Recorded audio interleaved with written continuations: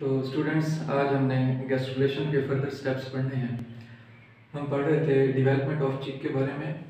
Gastrulation को continue करते हैं, जिसमें नेक्स्ट स्टेप है हमारे पास नोटोकॉर्ड एंड मेसोडर्म फॉर्मेशन के हवाले से।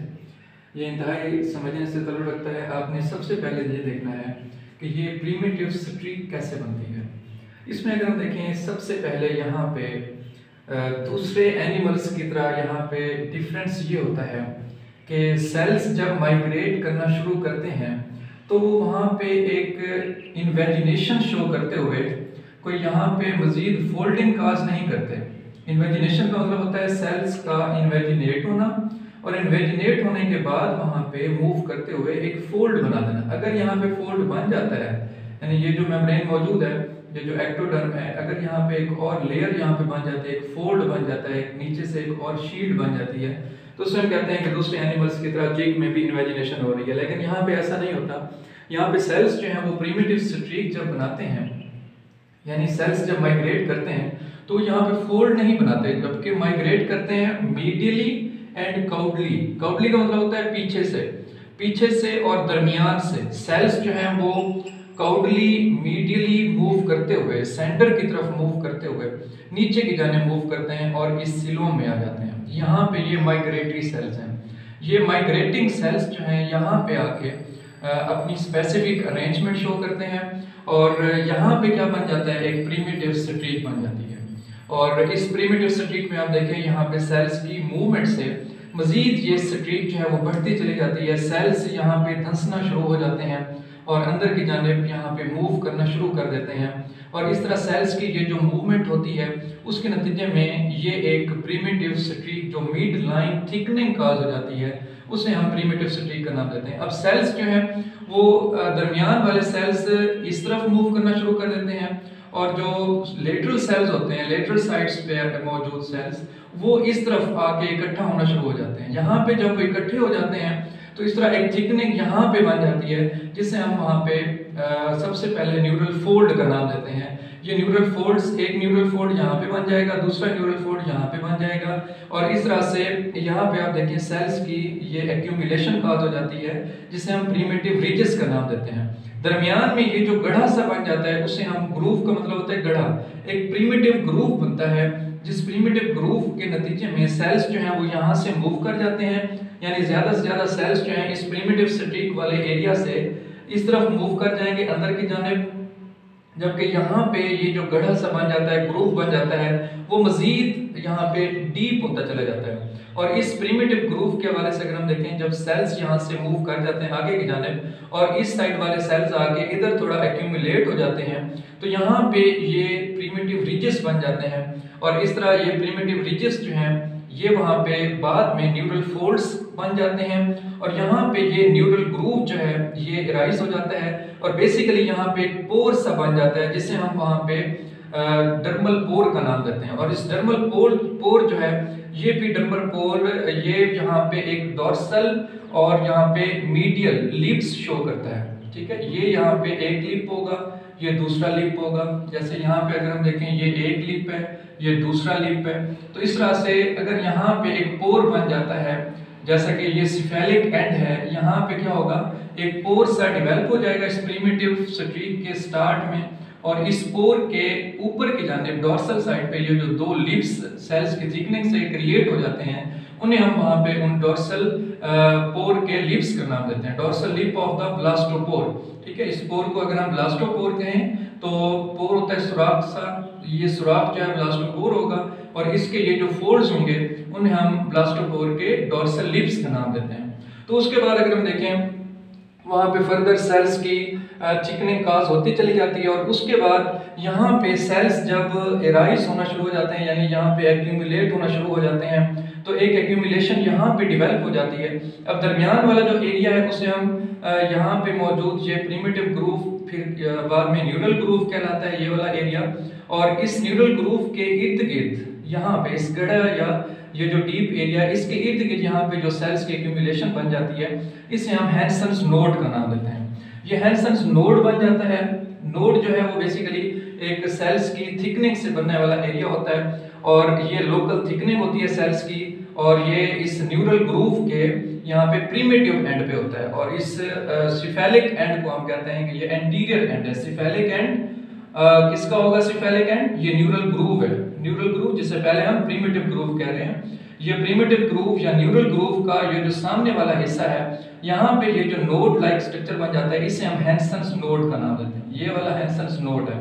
उसके बाद हैंसन्स नोड से खास किस्म के सेल्स जो हैं वो नीचे की जाने माइग्रेट करते हैं, और इस तरह से माइग्रेट करते करते एक रॉड लाइक स्ट्रक्चर बन जाता है। जैसे ये एक रॉड हो, ठीक है, ये एक रॉड है, तो इस रॉड का आपको ये वाला जो हिस्सा है ये नजर आ रहा है, सिर्फ और सिर्फ ये वाला हिस्सा नजर आ रहा है। इस तरह पीछे की जाने एक रॉड लाइक स्ट्रक्चर होता है, यहाँ पे आपको ये वाला हिस्सा नजर आ रहा है। So this is the notochord. ये रॉड लाइक स्ट्रक्चर होता है, नोटोकॉर्ड फॉर्मेशन हो जाती है, और उसके बाद यहाँ पे फर्दर आर्स गुजरते चले जाएंगे और एक एम्ब्रियो की डेवलपमेंट फर्दर होती चली जाती है। और इसमें अगर हम देखें नेक्स्ट जो स्ट्रक्चर्स बनते हैं, यहाँ पे ये जो जर्म लेयर्स होती हैं ये साइड्स पे सेपरेट होना शुरू हो जाती हैं, और साइड्स पे सेपरेट होते होते स्पेशली यहाँ पे ये जो एक्टोडर्म होती है, ये अब 3 लेयर्स आपको दिखाई जा रही हैं। सबसे ऊपर वाली जो लेयर है ये एक्टोडर्म है, ये दरमियान में 2 लेयर्स मेसोडर्म की हैं, यही मेसोडर्म फॉर्मेशन हो गई है यहाँ पे, और एंड वाली जो लेयर होती है उसे हम एंडोडर्म का नाम देते हैं। Ectoderm, mesoderm, endoderm.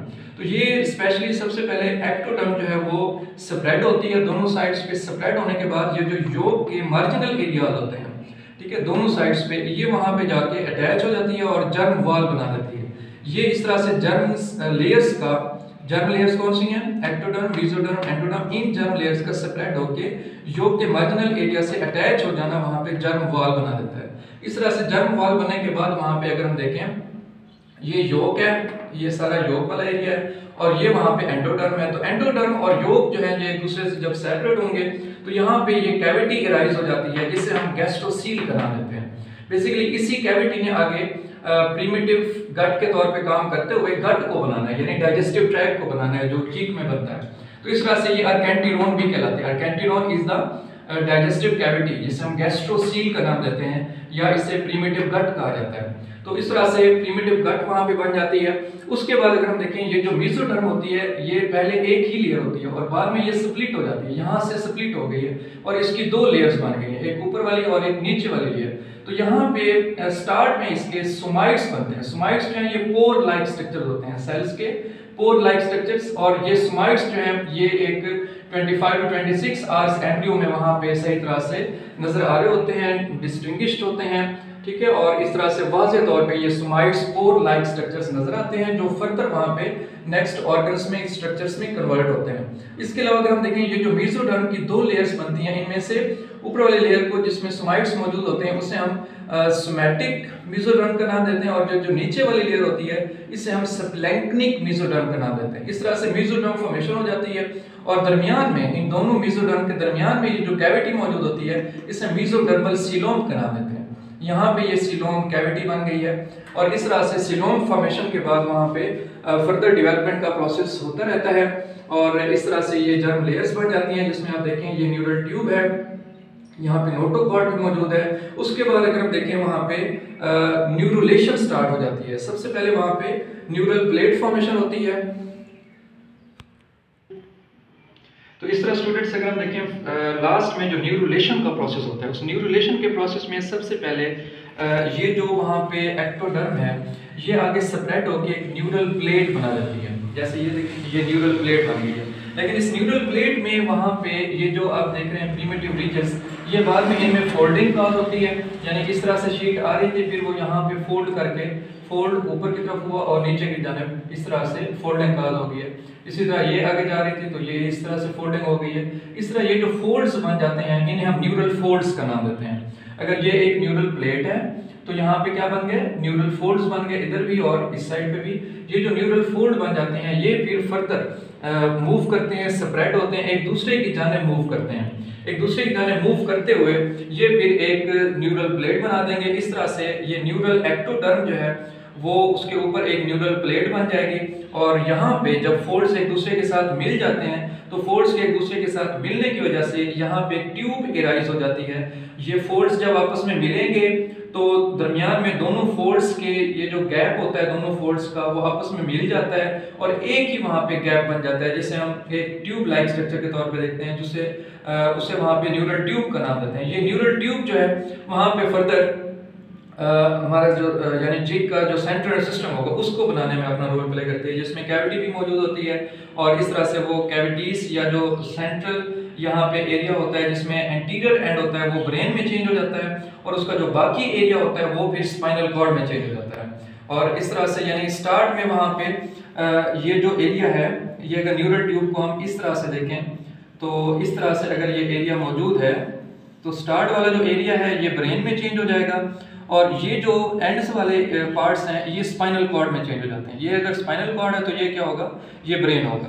तो इस तरह से ये डेवलपमेंट का प्रोसेस है जिसमें न्यूरोलेशन हो जाती है, न्यूरोला इसे कहा जाता है। न्यूरोलेशन के वक्त जब वहाँ पे न्यूरल फोल्ड्स बन जाते हैं तो इस तरह न्यूरल प्लेट और न्यूरल फोल्ड्स का बनना जो है उस वक्त हम उस गैस्ट्रोला को न्यूरोला का नाम दे देते हैं और इस तरह ये न्यूरोलेशन में न्यूरोला फॉर्मेशन हो जाता है जिसमें न्यूरल ट्यूब बन जाती है और ये न्यूरल ट्यूब फर्दर वहाँ पे सेंट्रल नर्वस सिस्टम बना देती है जिसमें ब्रेन और स्पाइनल कॉर्ड आ जाते हैं। इसके अलावा यहाँ पे आप देखें फोरकट भी मौजूद है और यहाँ पे जो एरियाज मौजूद होते हैं वो वहाँ पे हार्ट ट्यूब बना देते हैं जिसमें ये हार्ट चैम्बर्स आपको नजर आ रहे हैं और चिक का जो हार्ट एरिया वो यहाँ से राइज हो जाता है और इस तरह यहाँ पे जो स्पेस मौजूद होती है क्योंकि ये हार्ट वाले एरिया से थोड़ा ऊपर होती हैं तो इन स्पेसेस को हम पेरिकार्डियल स्पेसेस का नाम देते हैं।